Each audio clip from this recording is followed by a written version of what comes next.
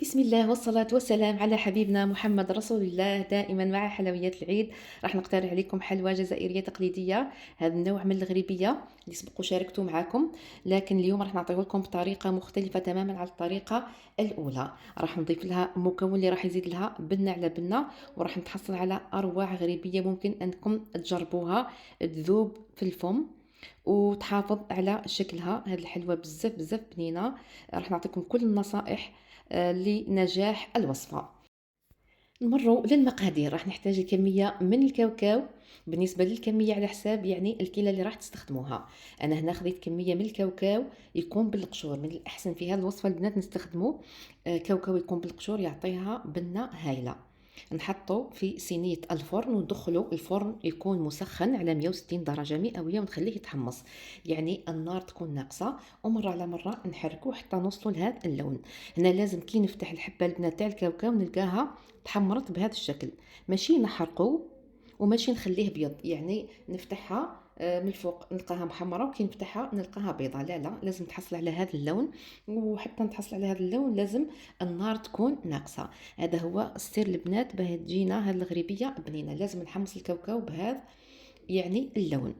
بعد ما نحمصو نخليه يبرد شوية وراح نرحيه في الروبو. كي نرحيه راح نغربلو في السيار عادي، رقيق كما راكم تشوفوا، لازم يكون رقيق البنات، بهذا الشكل.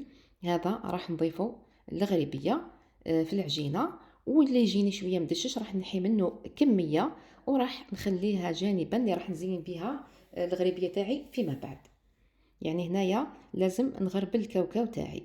وبالنسبه للكاوكاو يعني ما نرحيهش على مره، ما يتعجنش، كل مره نرحي شويه نغربل ونكمل حتى نتحصل على هذه النتيجه. نحتاج ايضا كميه من الفارينه تكون محمصه. انا من الاحسن البنات تحمصوها ليله من قبل، انا كنت حمصتها ليله من قبل وغدوه من ذاك خدمت الغريبيه تاعي. هكذا نتاكد انها بارده، لان اذا كانت سخونه راح تخسر لي الغريبيه تاعي. هنا بالنسبه للطريقه كيفاش نحمص الفارينه، اما نحطها في صينيه الفرن وندخلها للفرن، تكون نار متوسطه مع التحريك، راح تاخذ معايا شويه وقت ولكن يعني لازم نعسها. اما نديرها فوق النار، انا درتها في طاجين هكذا وقعدت نحرك. هنايا لازم تعسوها فوق النار، راح تاخذ وقت اقل، مي لازم نعسها لانها تتحمر بالخف. من بعد راح نغربلها ونخليها تبرد قبل ما نستخدمها. نرجعوا الان البنات لكميه السمن اللي راح نديروه. هنايا الكيله اللي راح نستخدمها هي تاع 250 غرام، العلبه تاع 250 غرام، علبه صغيره. تقدروا تستخدموا العلبه الكبيره، تقدروا تستخدموا العلبه تاع السمن صغيره، تقدروا تستخدموا كاس، يعني الكيله اللي تحبوا. انا بالنسبه للعلبه تاع المارغرين كنت فرغت فيها السمن مباشره من العلبه كما راكم تشوفوا البنات، راهو يعني ما كنتش حطاته في الفريجيدار. شوفوا البنات راهو الطري، السمن لازم يكون طري ما يكونش دايب، يكون طري مباشره من العلبه بلا ما نذوبه. ونحطه في الكيله. هنا البنات وزنته لكم جاني 300 غرام لانه الكيله راهي ممسوحه، لازم الكيله تكون ممسوحه. انا راح نفرغ السمن تاعي كما قلت لكم. الكيله اللي استخدمتها علبه تاع 250 غرام، كي فرغت فيها السمن جاني 300 غرام. اذا في 300 غرام سمن راح نضيف زوج مغارف كبار من الزيت. هنا البنات من الاحسن الزيت اللي نستخدمها تكون نوعيه جيده اللي ما فيهاش الريحه.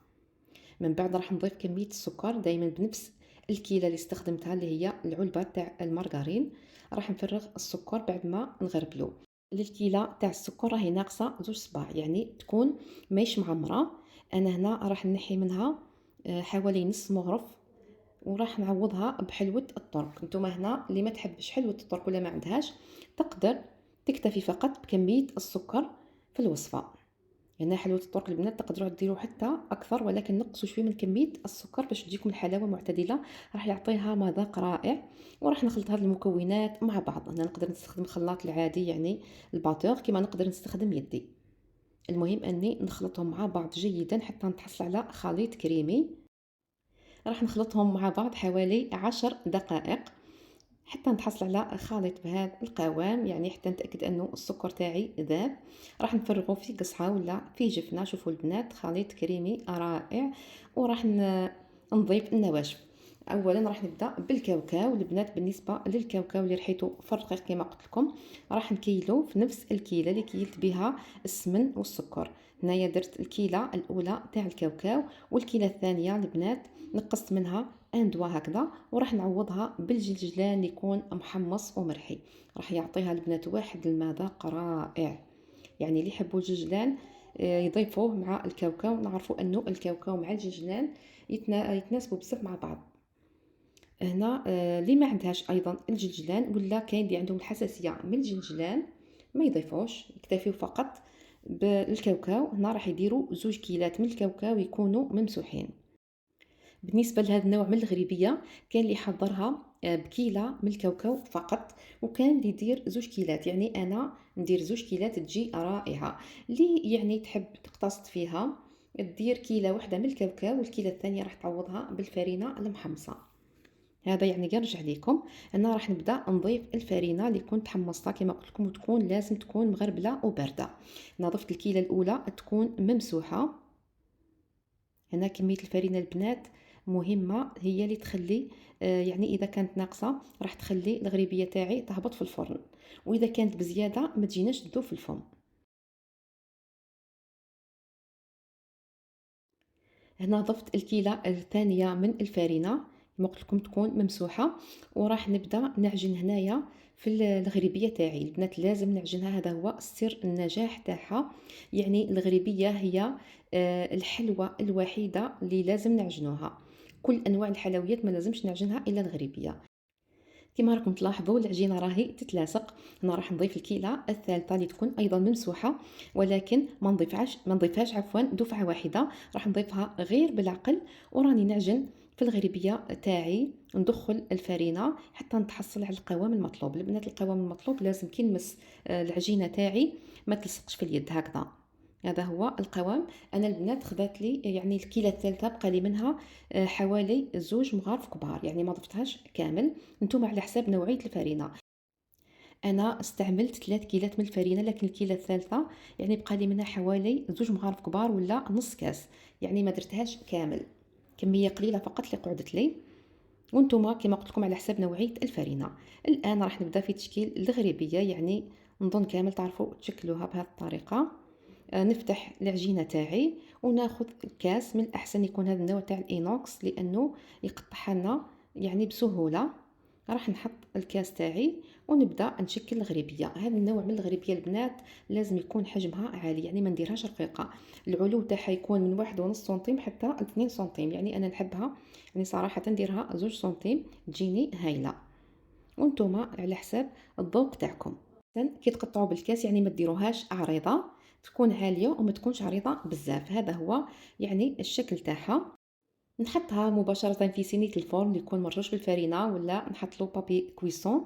وراح نعاود نشكل الغريبيه تاعي بنفس الطريقه. يعني الكميه اللي تبقات لي راح نضيف لها كميه اخرى من العجين ونشكلها بنفس الطريقه.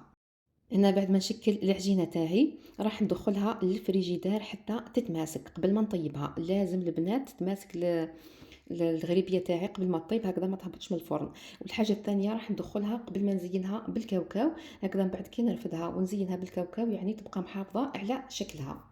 هذا يعني النوع الاول كنت درته لكم بالكاس. راح نمر الان للنوع الثاني اللي تحب تشكلها بالطوابع. يعني كاين عده اشكال. هنا البنات راح اخترت هذا النوع من القوالب اللي راهي متوفره في الاسواق. وزنت العجينه تاعي 35 غرام. رشيت المول تاعي بكميه من الفرينه المحمصه. من بعد راح نحي الزوائد من الفرينه، وراح نحط كويرة العجين وراح نضغط وراح نحيها. يعني راح تنحى معايا بكل سهوله. تقدروا تستخدموا اي شكل يعجبكم. هنا بعد ما بردت الغريبيه تاعي لكم دخلتها الفريجيدار قبل ما نزينها. راح نحتاج البياض، حبه بيض، وهذاك الكاوكاو المحمص اللي يكون مدشش، يعني اللي خليته من قبل كي رحيته. راح ندهن بالبانسو من الفوق الغريبيه تاعي. شوفوا البنات كي نحطها في الفريجيدار راح نهزها بكل سهوله وراح تحافظ على شكلها. يعني احسن ما تكون طريه. يعني هاد لاستيوس ديروها البنات راح تتحصلوا على شكل رائع لهذا النوع من الغريبيه. راح نكمل نزين الغريبيه تاعي بنفس الطريقه، وراح ندخلها مباشره وهي بارده للفرن يكون مسخن مسبقا على 140 درجه مئويه. هنا البنات راني طيبت الغريبيه تاعي كما قلت لكم على فرن يكون مسخن على 140 درجه مئويه لمده 20 دقيقه. بعد ما طيب البنات راح نخليها تبرد تماما. انا طيبتها في الليل والصباح كما راكم تشوفوا راني صورت لكم بعد ما تماسكت، لانه كي تخرجوها من الفرن تكون بزاف طريه ما تقدروش ترفدوها. هذا هو شكلها البنات كما راكم تشوفوا، طابت على حبه كما دخلناها كما خرجناها، يعني حافظت على الشكل تاعها وبلا ما يتغير اللون تاعها. انا الفرن تاعي كما قلت لكم 140 درجه مئويه مده 20 دقيقه. هذا النوع الاول، وهذا النوع الثاني جاء ايضا رائع. هذه الكميه تقطع 34 حبه وانتم على حسب يعني الحجم اللي راح ديروه. بالنسبه لهذا النوع من الغريبيه مشهوره بزاف في الشرق الجزائري. احنا عندنا يعني في الشرق نحضروا هذا النوع من الغريبيه يعني في كل المناسبات. انا راح نقسم لكم حبه، شوفوا البنات تجي ما شاء الله تذوب في الفم. جربوها البنات وعلى بالي راح تنجحوا في تحضيرها، فقط تبعوا النصائح اللي عطيتكم باذن الله تنجحوا في تحضيرها، وخليوا لي اكيد رايكم في التعليقات. وصلنا لنهايه الوصفه تاع اليوم، نتمنى انكم استفدتوا منها. ما بقى لي غير نقول لكم تهلاو في رواحكم، صحه فطوركم، نلتقي ان شاء الله في وصفه جديده باذن الله.